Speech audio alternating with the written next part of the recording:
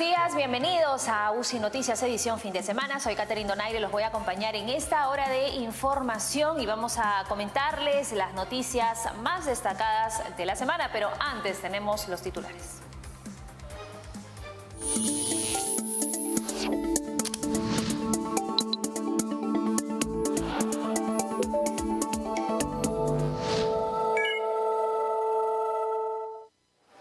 El candidato presidencial de Perú Libre, Pedro Castillo, inició su campaña electoral de cara a la segunda vuelta con un mitin en la Plaza de Armas de la provincia de Chota, en Cajamarca. Afirmó que la próxima semana comienza su ronda de diálogos con otras organizaciones políticas en Lima.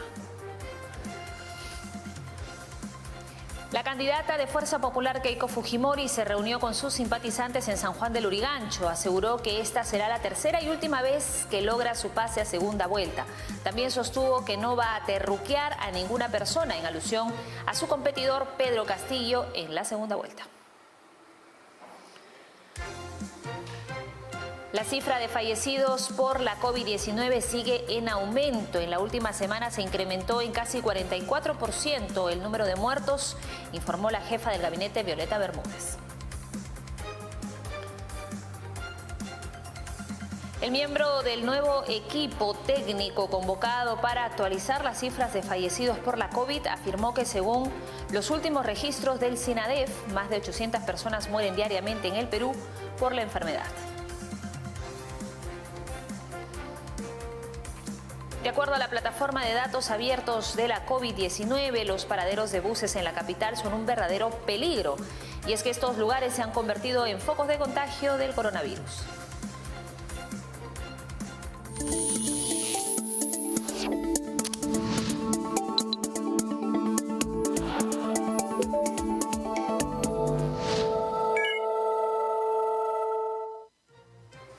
Bien, y empezamos el programa con la frase de la semana. Luego de conocidos los resultados de la OMPE, ya casi al 100%, la lideresa de Fuerza Popular, que compite o que competirá en la segunda vuelta con Pedro Castillo de Perú Libre, dijo en una de sus declaraciones que ella no va a terruquear a nadie. Vamos a escucharla.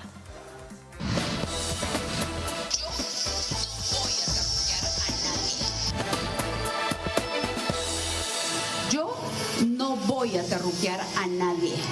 Esto va a ser un debate de ideas.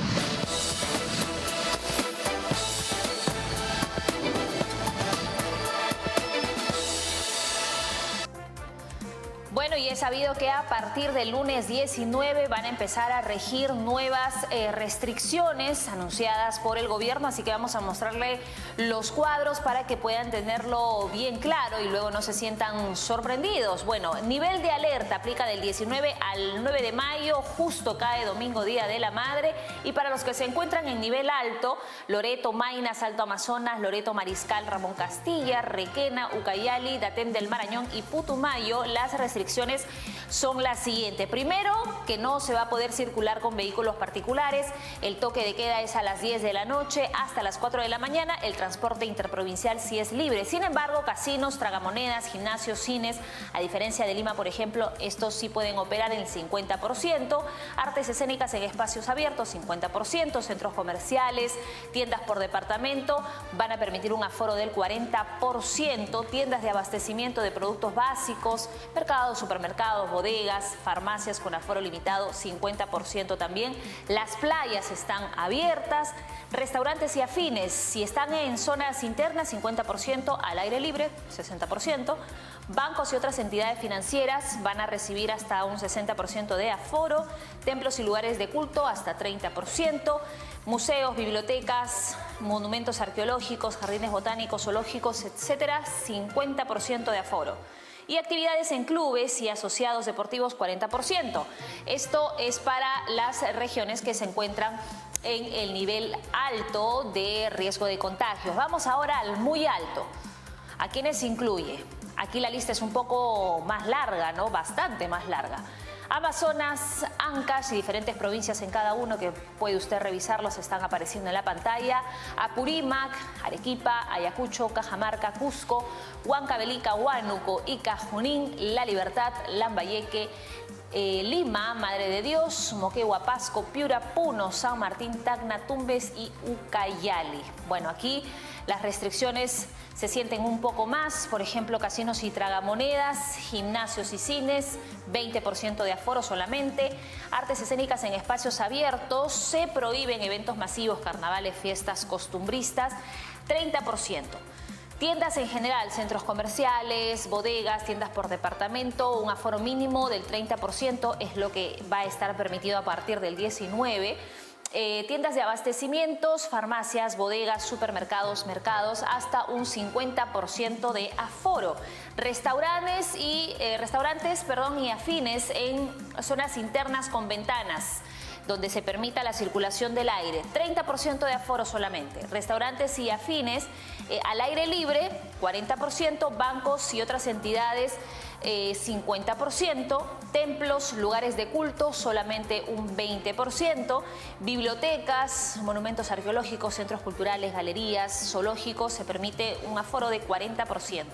Actividades en clubes, en asociaciones deportivas al aire libre, 30%, enseñanza cultural en espacios abiertos, 40% y playas cerradas, 0%. Vamos ahora a ver el cuadro de las regiones que se encuentran en el nivel de riesgo extremo, porque aquí la situación es muchísimo más complicada y ahí tenemos Amazonas, Anca, Yapurímac, Arequipa, Ayacucho, Cajamarca, Callao, Cusco, Huancavelica, Ica, Junín, La Libertad, Lambayeque, Lima, Madre de Dios, Piura, Puno, San Martín, Tumbes, Ucayali, pero hay que tener en cuenta en qué provincias es que se aplican las medidas, ¿ok? En eso hay que ser bastante precisos. Las restricciones. Domingos, ya lo habíamos estado anunciando, inmovilización social obligatoria estricta.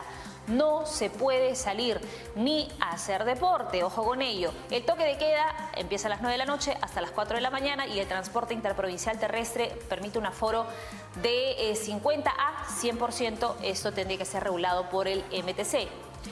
Ahora, aquí las cosas se ponen un poco más difíciles, ¿no? Casinos y tragamonedas, gimnasios, cines y artes escénicas que habían empezado a operar van a tener que cerrar nuevamente porque no se permite que operen. Artes escénicas en espacios abiertos, se prohíben eventos masivos, carnavales, etcétera, pero artes escénicas en espacios abiertos sí, solamente con un aforo mínimo del 20%. Centros comerciales, galerías, tiendas por departamento, 20% solamente del aforo. Tiendas de abastecimiento de productos básicos, hablamos de supermercados, mercados, bodegas, farmacias, aforo limitado, 40%. Restaurantes y afines en zonas internas con ventilación, 30%. Restaurantes afines al aire libre, 30%, se permite el delivery, eso se va a mantener desde las 4 desde las 4 de la mañana hasta las 11 de la noche. Domingo.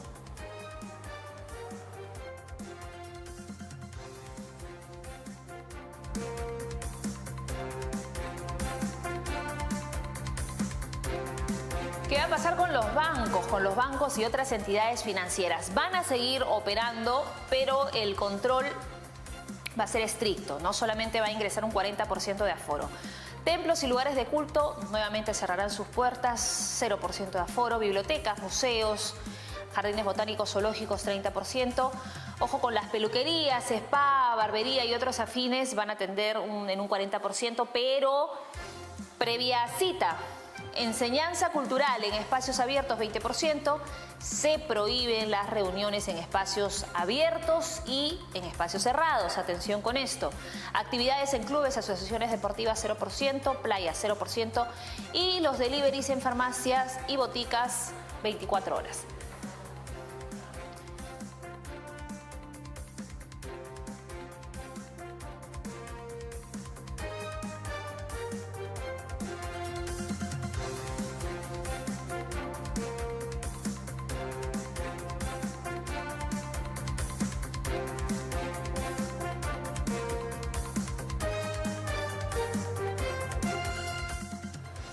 Bueno, ya lo habíamos especificado, estas medidas empiezan a regir el día lunes hasta el 9 de mayo, luego veremos qué qué sucede.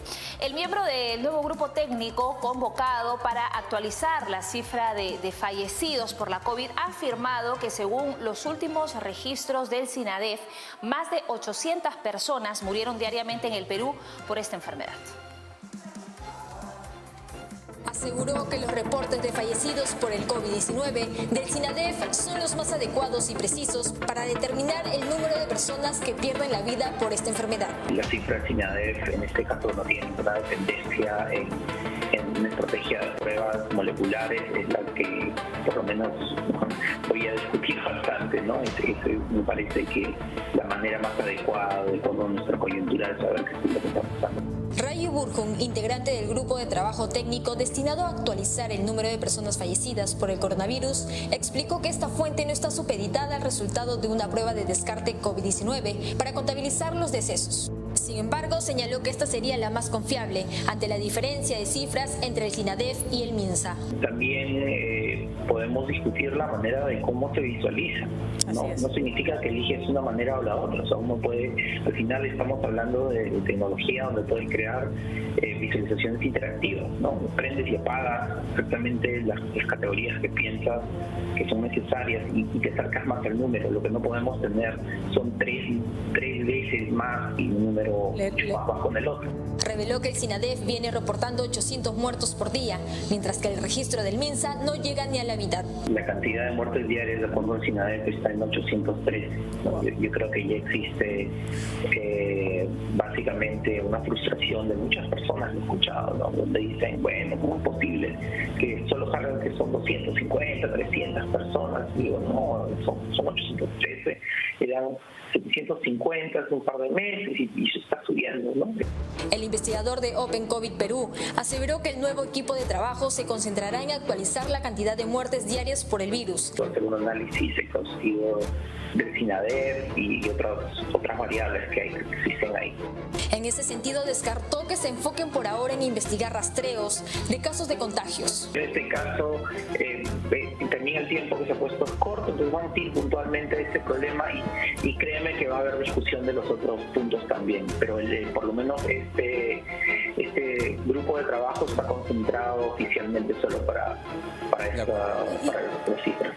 Agregó que en los próximos días se reunirá con los demás integrantes del grupo técnico. Entre ellos se encuentra Edgardo Nepolinares, María del Rocío Villanueva y Walter Albán Peralta.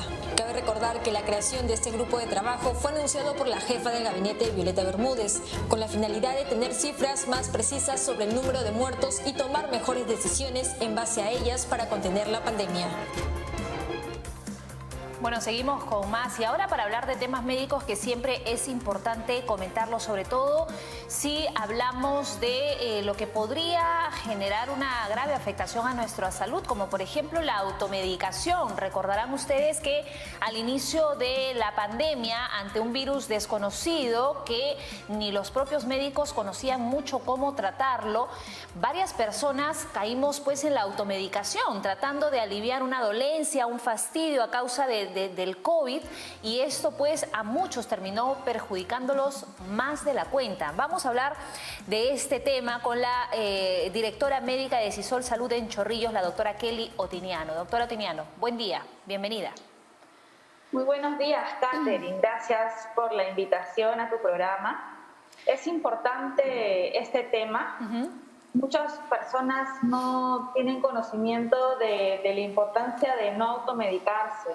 Así es. Más que todo en esta coyuntura, muchas personas toman los medicamentos que se les han recetado a sus vecinos o a sus familiares, pensando que les va a hacer bien, ¿no? Y no ven las consecuencias negativas que estas pueden ocasionar en la integridad de la persona. Exactamente, porque cada paciente es distinto, cada organismo es diferente y cada caso también, ¿no? Y esto me gustaría que haga un poco más de énfasis, porque a veces uno cree que una alergia, un dolor de amígdalas,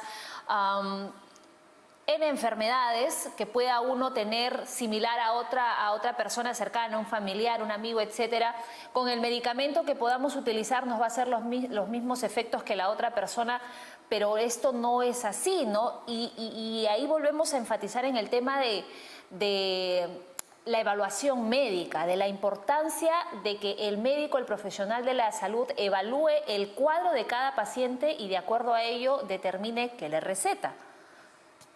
Claro. Uno de los problemas que se están viendo ya por muchos años es la resistencia de algunos antibióticos para ciertas enfermedades. Muchas de las personas vienen a consulta cuando ya han tomado cierta cantidad de medicamentos y pues no le hace nada. Ajá. Y es bien frecuente escuchar este tipo de situaciones del cual vienen porque tomaron 3, 4 días o empeoran o siguen igual. Sí. Lamentablemente esta resistencia que hace que uno tome este medicamento y que no le sirva en ese momento o del padecimiento que está, hace que nosotros busquemos otras alternativas para poder solucionar este problema, ¿no? Así es. Ahora, como ya lo había indicado antes, muchos familiares toman los mismos medicamentos de algún vecino o de otra persona que también tenían los mismos síntomas y lamentablemente tienen acceso a estos medicamentos. Es muy fácil comprarlos. Claro. Sé que varias farmacias piden la receta médica. Depende de qué medicamento. Claro, y que esté sellado con un médico, ¿no? Ajá. Pero no son en todas. Y lamentablemente el acceso, eso también nos dificulta a cada médico cuando viene a recetar. No solamente por la resistencia de estos medicamentos, también ha aumentado los casos de intoxicación. Como sabemos, cada organismo es totalmente diferente. Así es. Al igual que las dosis que nosotros recetamos a cada persona, por la sintomatología o por las comorbilidades que uno pueda tener. Entonces, sí es necesario tener bastante cautela a la hora de tomar algún antibiótico, algún antiinflamatorio, ver las consecuencias de cada medicamento, ver si existe algún evento adverso, dependiendo de cada comorbilidad de cada paciente, ¿no? Y eso que usted dice es muy importante. Hay muchas personas que se toman la licencia, que al automedicarse se hacen un tratamiento, ¿no? Ellos mismos se hacen un tratamiento. Si no te va bien, el primer día toma una semana. Si no te hace bien, súbele la dosis incluso. Y la verdad es que eso podría desencadenar intoxicaciones, como bien usted lo ha dicho, daño hepático y otras complicaciones en la salud que a la finales terminas convirtiéndose en un cuadro peor con el que empezamos, ¿no? Pero lamentablemente estos daños son irreversibles. Estos daños y estas secuelas se quedan para toda la vida.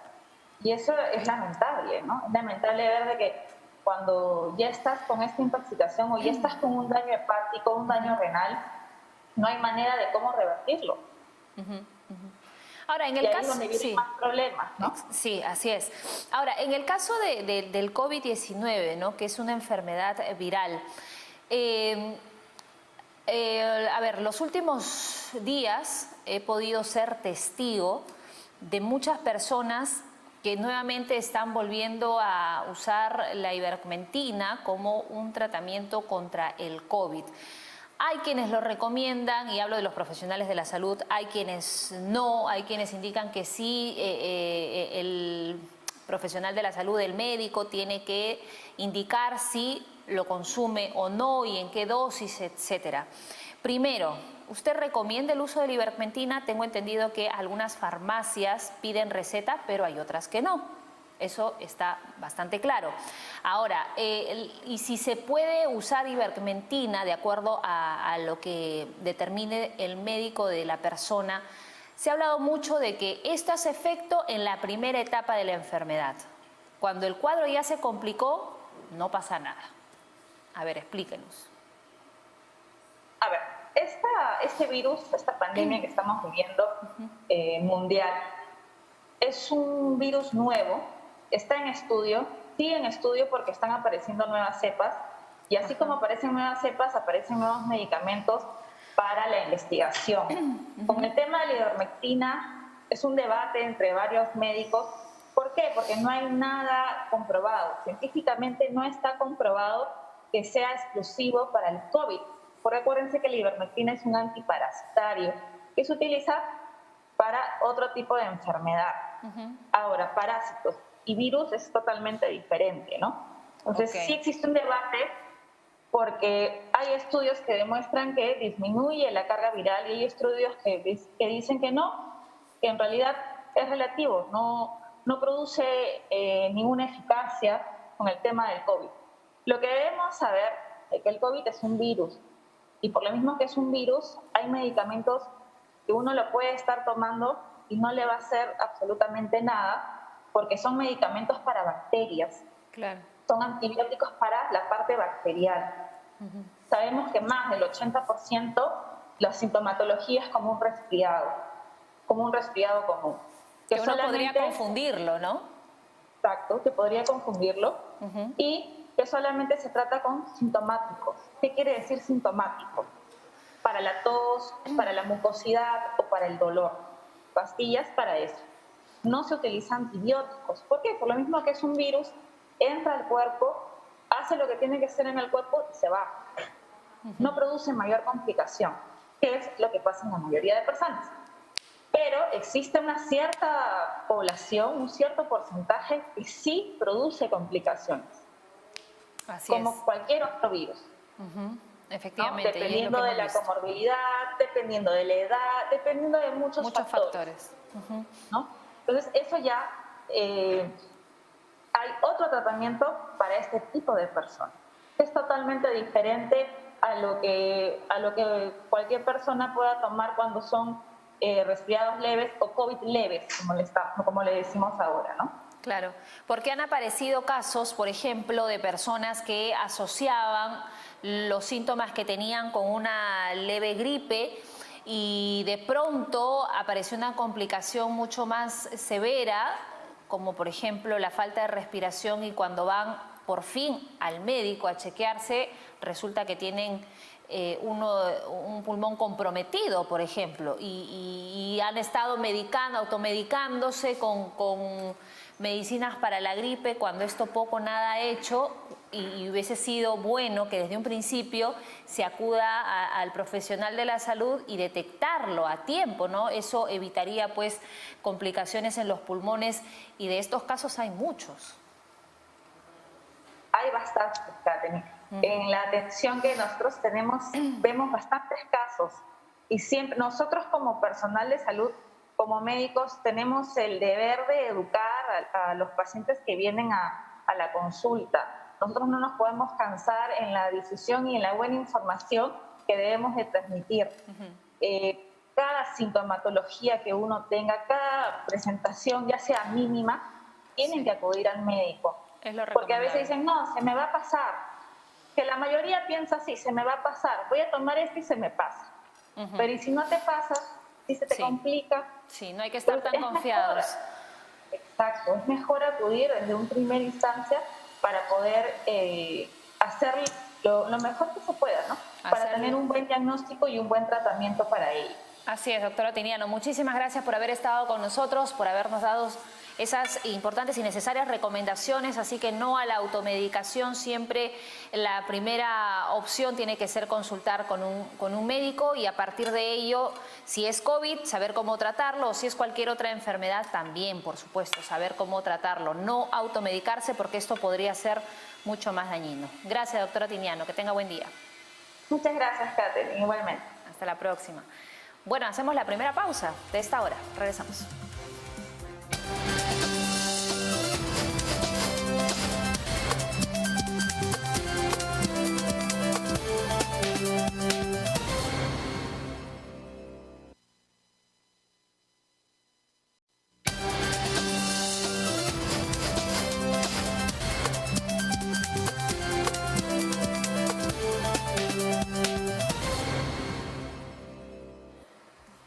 Seguimos con más en UCI Noticias, y tenga mucho cuidado si usted está en un paradero de transporte público donde está esperando el bus que lo lleve a su lugar de destino y no cuenta con la protección de vida. Esto podría significar un contagio. Podría significar que usted sea parte de las personas que se llevan el virus a casa. De acuerdo a la plataforma de datos abiertos de la COVID, los paraderos de buses de la capital son un verdadero peligro. Y es que en estos lugares se han convertido en focos de contagio del coronavirus.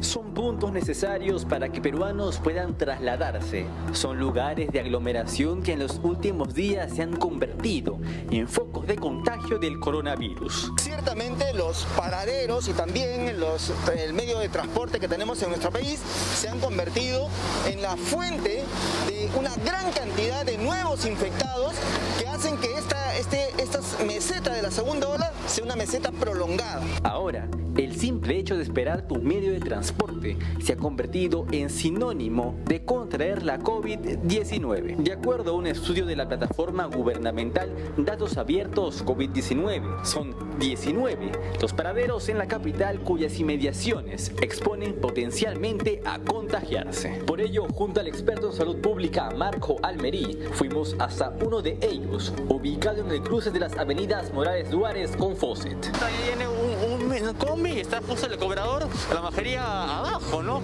Gente que va a subir sin protector facial. Claro, incumplen la norma y las personas suben al transporte público sin protector facial. Uno ha subido sin mascarilla, el señor cobrador está sin mascarilla, pero además le grita en la cara a la persona. O sea, le grita para que suba, para que baje. En las personas, las gotículas de saliva por si acaso no se ven, no se perciben, sin embargo existen, están contagiando a las personas que suben y bajan de estos medios de transporte. Además del transporte, la venta de jugos y comida en los paraderos también ocasionaría que los contagios aumenten. Observamos que, por ejemplo, hay comercio informal. El comercio informal le quita espacio a las veredas, a los paraderos, provocando que mucha gente, por ejemplo, desayune en estos lugares, tome su refresco, su jugo, y hace que mucha gente tenga que retirarse la mascarilla. Por ejemplo, para consumir lo que está allí, se tienen que retirar la mascarilla y conversan entre ellos y rompen, por tanto, los protocolos y las medidas de protección personal que tienen que tener estas personas. Aquí, los protocolos no se respetaron. Ahora tocó ir más adelante, al paradero ubicado en la avenida Venezuela. Estamos en una hora que no es la hora punta y sin embargo podemos notar harto tráfico, ¿no? Podemos ver efectivamente que la gente dentro de las combis no tiene su protector facial. Vemos, por ejemplo, que algunos cobradores se bajan la mascarilla para gritar, para llamar a sus pasajeros. El experto pidió a la población no comprar protectores faciales en la calle, debido a que no estarían desinfectados. Si se lo compran en la calle y se lo ponen inmediatamente, sí, porque esos protectores faciales, como el que tiene la señora allá, por ejemplo, ese protector facial no está limpio, no ha sido, no se le ha hecho un mecanismo de antisepsia. Entonces, el protector facial tiene que ser llevado a la casa, tiene que ser desinfectado con el alcohol. Es un ejemplo, mire, el señor tiene su mascarilla, su protector facial y además lleva su alcohol. Entonces, es un ejemplo ese señor. Frente al terrible escenario de la segunda ola del coronavirus, Marco Almerí pidió a la población que extremen cuidados. No hay camas UCI, no hay camas en emergencia, no hay camas en hospitalización y tampoco tenemos oxígeno. Entonces, quien hoy se infecta y hace la forma grave de la enfermedad, corre el grave riesgo de morir. Recuerde, siga cumpliendo a carta cabal los protocolos de bioseguridad a la hora de subir a los buses y así evitaría contagiarse en medio de la terrible segunda ola. Bueno, sabemos que a partir del lunes que entramos a una nueva etapa en las medidas de restricción anunciadas por el gobierno, los cines, teatros, tragamonedas, gimnasios no van a poder operar, al menos hasta el 9 de mayo que duran estas restricciones. Luego no sabemos qué pueda determinar el gobierno. Y los trabajadores de los tragamonedas y casinos están preocupados porque nuevamente se van a quedar sin trabajar. Vamos a entrar en contacto con Mauricio Sagasti, y nos tiene información en vivo. Adelante, Mauricio. Buenos días, Catherine. Y sí, estamos justamente aquí en un panorama de incertidumbre, preocupación, porque los casinos van a volver a cerrar. El Consejo de Ministros ya lo dijo. Estamos justamente con Magali Medina, representante de Casinos y Tragamonedas, que nos va a contar la preocupación que tienen luego que nuevamente trabajadores van a a quedarse en el aire. Ali, buenos días. ¿Cómo estás? ¿Qué tal? Buenos días. En primer lugar, gracias por estar aquí, gracias por darnos la oportunidad de que el pueblo nos escuche. Efectivamente, cerramos desde el lunes, lo dijo la señora Violeta Bermúdez, no nos dan la oportunidad de seguir trabajando, nos discriminan nuevamente porque ya estamos seguros que es eso. Son 3 semanas nuevamente en la calle, 3 semanas sin sueldo, 3 semanas sin trabajo, 3 semanas sin oportunidad de demostrar que podemos ser peruanos que contribuimos al desarrollo de la nación, 3 semanas en las que nos mandan a la calle a enfermarnos, es lo único que podemos pensar y decir, porque dentro de nuestros trabajos estamos seguros, ustedes pueden ver, cumplimos con todos los protocolos y más. Y vamos a ver acá un poco los protocolos que hay en este casino. Hay dispensador de gel automático que nos puede traer a esta manera. Exactamente, también está lo que debería ser disponible o no disponible de esta parte de los tragamonedas, ¿no? Cada vez que un cliente se sienta, nosotros retiramos el cartel de máquina desinfectada y las máquinas ya están desinfectadas inclusive porque tenemos brigadas cada media hora de desinfección de manos, de desinfección de máquinas. Estamos preparados para esto, estamos preparados porque queremos mantener nuestros trabajos. Sabemos que la situación del mundo es complicada por la pandemia, es una nueva etapa que nos toca vivir y nos hemos preparado. Los empresarios, los dueños de los casinos han invertido para ello. Sin embargo, ahora nos cierran porque creo que es la única forma de paliar un poco la situación para el gobierno, pero no para nosotros. Nos dejan en la calle, nos dejan sin sueldo. Ya no tenemos ETS. Recuerda que el 2020 estuvimos cerrados todo el año. ¿De dónde vamos a vivir? ¿Con qué vamos a vivir? No hay CTS, no hay AFP, no hay ahorros, no hay nada. En todo caso, todo lo que se ha podido ahorrar ya prácticamente ya está en cero. Son varios trabajadores, hablamos de miles, prácticamente 85.000. Exactamente, somos 87.000 trabajadores directos, sin contar los más de 150.000 trabajadores indirectos que también están en la calle, con la esperanza de regresar algún día, porque ahorita estamos al 20%, pero ¿qué esperanza vamos a tener? ¿Qué esperanza si nos mandan a la calle nuevamente 3 semanas y esas 3 semanas se pueden convertir en 1 mes, en 2 meses? No sabemos, porque ahorita lo único que estamos viviendo es angustia, desamparo, tristeza, desolación y sobre todo decepción. Ante este panorama, nuevamente miles de trabajadores van a volver a salir a las calles a alzar su voz de protesta. De todas maneras, te lo puedo asegurar, nos vamos a ver nuevamente en las calles y expuestos nuevamente, como te digo, a la calle, donde está el virus. Acá no hay virus, te lo puedo asegurar que acá estamos seguros, porque estamos listos, somos prevenidos para eso. Sin embargo, nos quieren en la calle, pues nos tendrán protestando, porque ya nos estamos organizando para eso. Un mensaje que quisieras mandar a las autoridades para que te puedan escuchar y entiendan un poco lo que están viendo ustedes en estos momentos. ¿Qué les puedo decir? Por favor, mírennos, necesitamos trabajar, necesitamos mantener a nuestros hijos. Somos 87.000 familias, de los cuales el 75% somos mujeres, la mayoría madres solteras, madres, padres que necesitamos mantener a nuestros hijos, a nuestros padres, a nuestras familias, que pagar luz, agua, colegio, cable, ahora el internet ya no es un favor, es una necesidad. Entonces nos dejan en la calle, no nos pueden hacer eso. Nosotros también somos peruanos, tenemos derechos y el trabajo es un derecho y lo tenemos, ni siquiera estamos pidiendo bonos, no estamos pidiendo nada, solo queremos que nos dejen trabajar. Es increíble que a personas que quieren trabajar no les dejan trabajar. Bueno, Catherine, este es el pedido que están haciendo justamente miles de trabajadores en representación de Magali, así que vamos a ver qué dicen las autoridades en las próximas horas, en los próximos días, a ver qué se puede realizar, a qué acuerdo pueden llegar.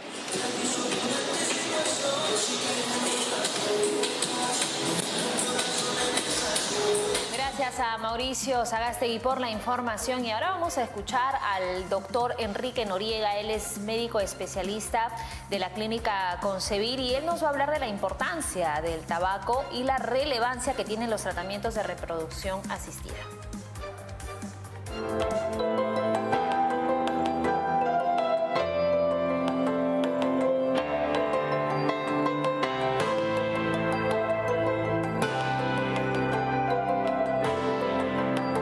Entender que el tabaco afecta a los gametos, tanto el ovocito como el esperma.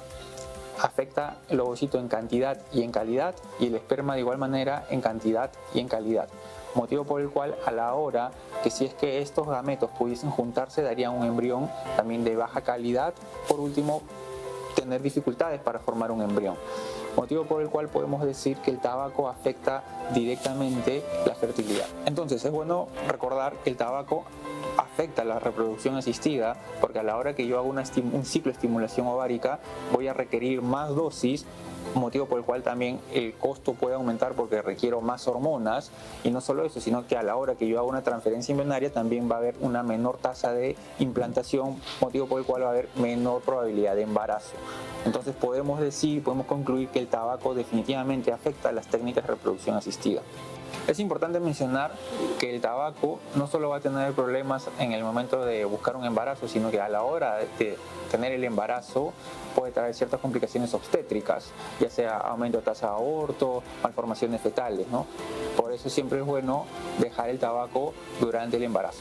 Entendemos que dejar o disminuir el hábito de fumar es complicado o puede ser difícil, sin embargo hay que tener en cuenta que se está buscando un embarazo y para lograrlo necesitamos suprimir la mayor cantidad posible de tabaco, si es posible todo el tabaco, ¿no?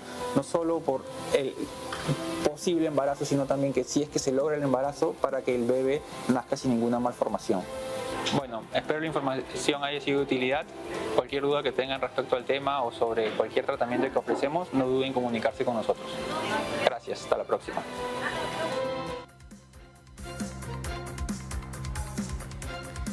Bueno, ahora vamos a hablar de postres para que se les abra un poquito el apetito. Hoy Elizabeth Duá, en el Día del Dulce Peruano, nos va a enseñar a preparar una deliciosa crema volteada de chocolate. Queridos dulceros de UCI, hoy ¿qué vamos a preparar? La cocoa. Ahora tengo acá en el fuego directo el molde con hueco donde vamos a hacer la crema volteada. Aquí está. Vamos a hacer que caiga el juguito de la crema volteada, el caramelo. De repente vamos a tener que ponerlo un poquito al fuego para que caiga bien su miel. Así es. Y acá tenemos nuestra crema volteada de chocolate. Voy a servirla. Ya está lista la crema volteada de chocolate. Como ven, suavecita. Y disfrútenlo. Bueno, qué delicia siempre Elizabeth, tan detallista y enseñándonos paso a paso cómo hacer postres y a ver si nos atrevemos en casa, pero siempre nos deja ahí con la miel en los labios. Bueno, vamos a seguir con otros temas. La Municipalidad de Lima y agentes de la policía realizaron un operativo en una quinta del Cercado de Lima para rescatar más de 100 animales que estaban a punto de ser vendidos ilegalmente.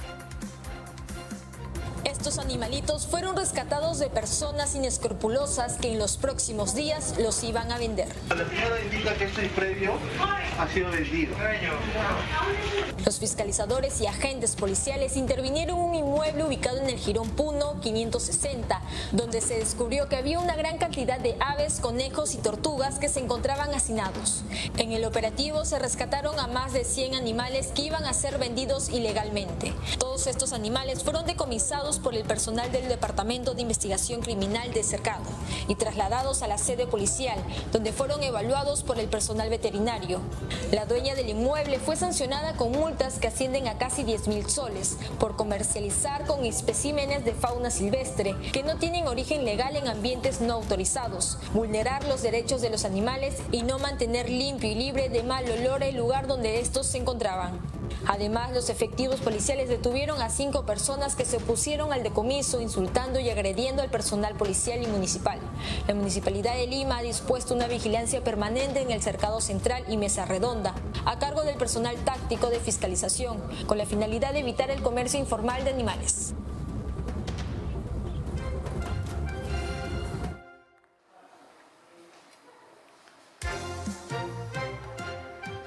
Los médicos del Instituto Nacional del Niño lograron salvarle la vida a una niña de tan solo 9 años. Ellos le extirparon un tumor de más de 2 kilos a esta pequeña. A su corta edad ha demostrado que tiene las ganas y fuerzas para vencer cualquier obstáculo. Con tan solo 9 años de edad, Maciel logró superar una neoplasia de ovario que la aquejaba. Cuando yo estaba mal, me sentía súper mal y estaba muy mal porque no me podía levantar, no podía comer, no tenía hambre.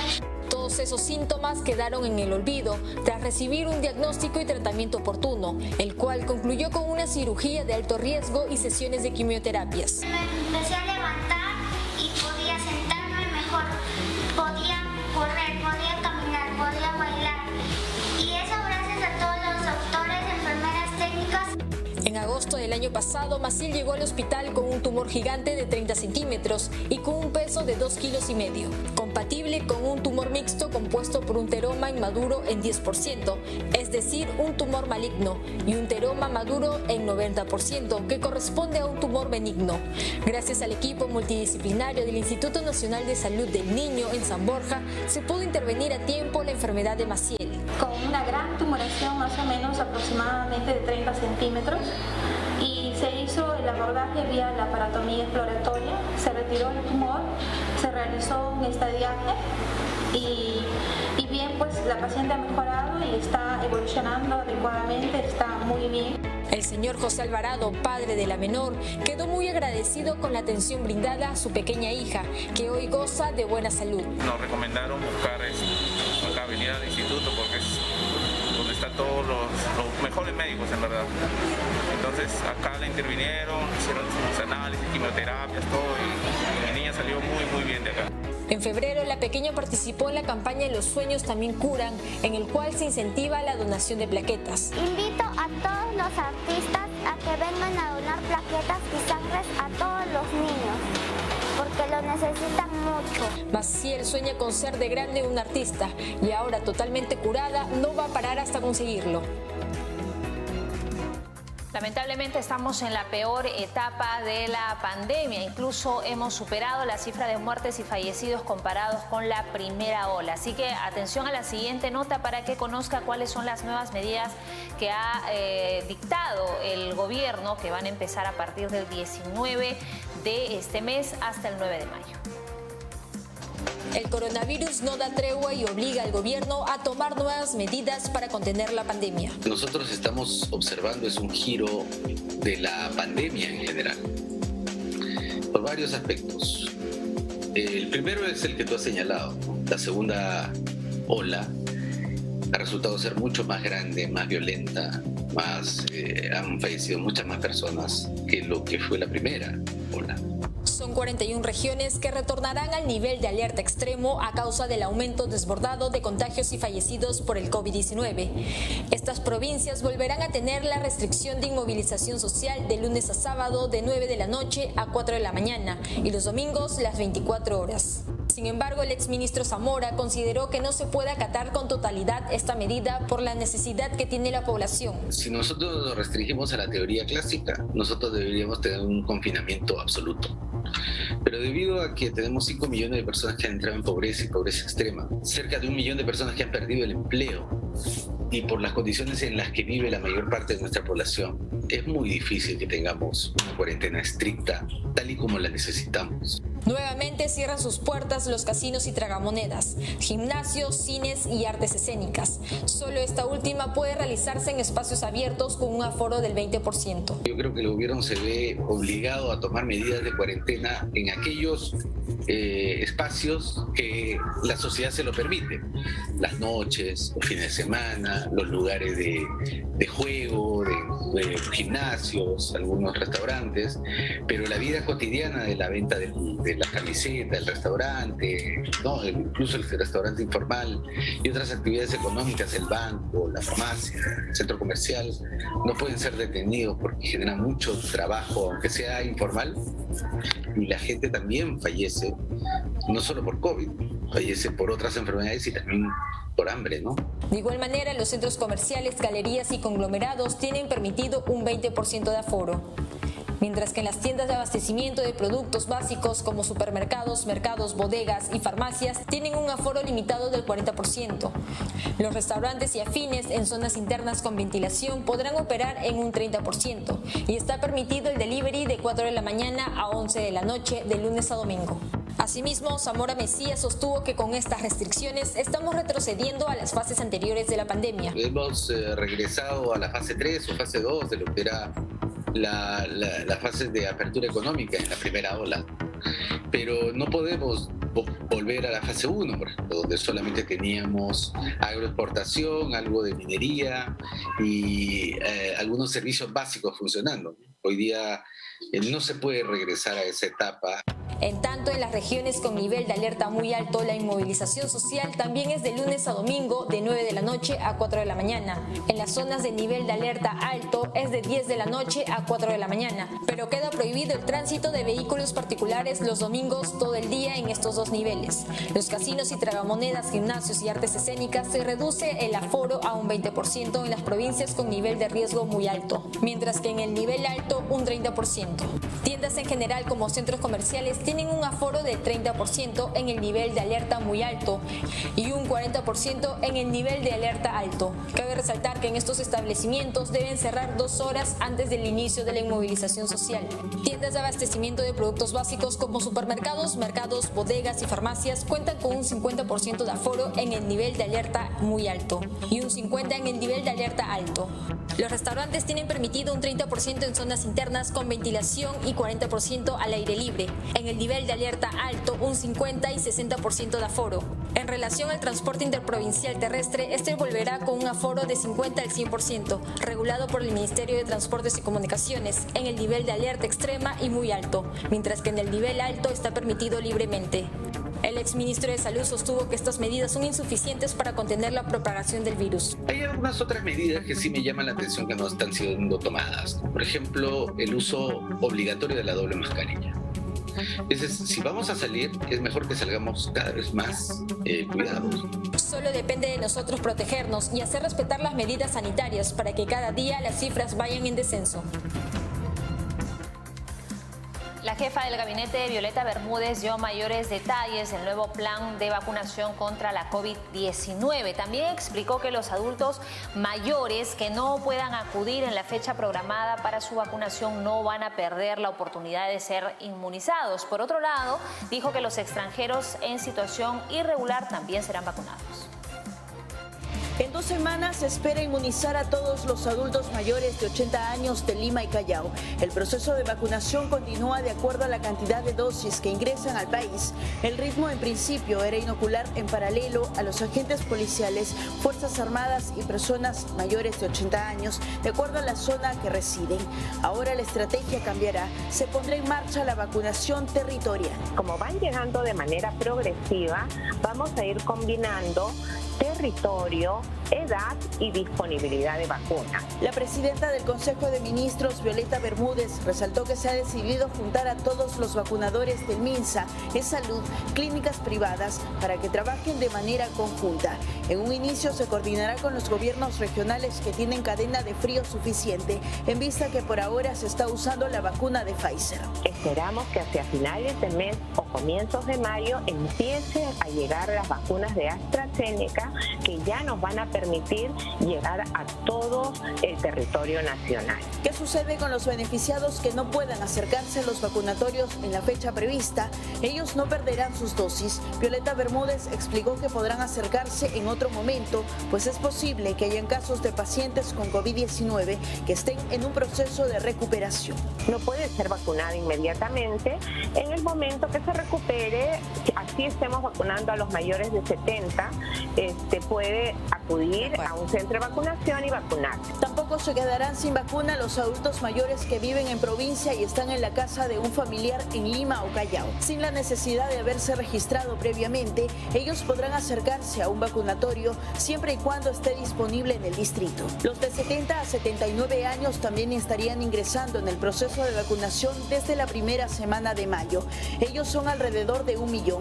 Actualmente solo se consideran a los que tienen más de 80 años, que son alrededor alrededor de 700.000 en todo el Perú. El ministro de Salud, Óscar Ugarte, no descarta que más de 4 millones de adultos mayores serán vacunados antes del 28 de julio. Todos ellos deben estar vacunados y poder ir atendiendo a otros grupos que también necesitan ser vacunados. El gobierno de Francisco Sagasti también está considerando inmunizar a los extranjeros. Se ha integrado el padrón de migraciones, el plan de vacunación para el caso de las personas que tienen carnet de extranjería y residen en el Perú. Y los que están de manera irregular en nuestro país y tienen más de 80 años podrán acercarse los días lunes o martes a un centro de vacunación cercano a su domicilio. Bien, no hay tiempo para más. Cerramos el programa. Gracias por habernos acompañado. Que disfruten de su sábado, de este fin de semana y nos vemos el día lunes, como siempre, 7 en punto.